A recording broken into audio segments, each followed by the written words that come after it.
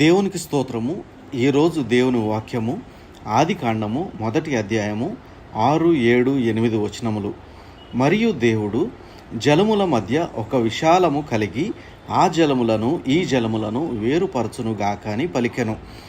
దేవుడు ఆ విశాలము చేసి విశాలము క్రింది జలములను విశాలము మీది జలములను వేరుపరపగా ఆ ప్రకారమాయను.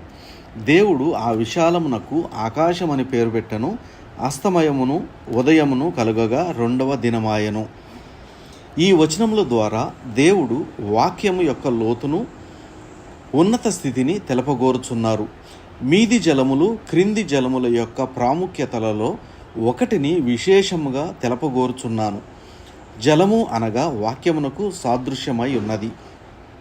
క్రింది జలములు అనగా ఈ లోకములో ప్రచురించబడే రక్షణ వాక్యము మీ హృదయములను పరిశుద్ధపరచుటకును దేవుని వైపు త్రిప్పుటకును ఉపయోగపడును లేక సహాయము చేయును.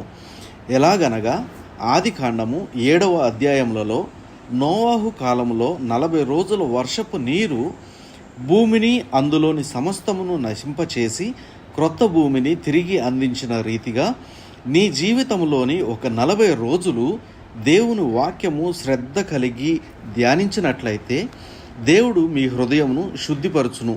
రోజులు ప్రాముఖ్యత కాదు గాని శ్రద్ధ కలిగి ధ్యానించుటచే నీ హృదయము పరిశుద్ధపరచబడును. శుద్ధిపరచబడిన నీ హృదయము విశ్వాసముతో మీది జలములను వెతకనారంభించవలెను.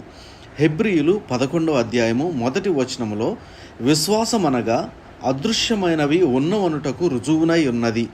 ఈ విశ్వాసము నిన్ను మీది జలములను వెతికే అవకాశమునిచ్చును.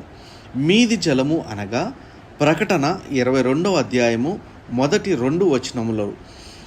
స్ఫటికము వలె మెరియునట్టి జీవజలపు నది దేవుని యొక్కయు గొర్రెపిల్ల యొక్కయు సింహాసనము నొద్ద నుండి ఆ పట్టణపు రాజవీధి మధ్యను ప్రవహించుట ఆ దూత నాకు చూపెను.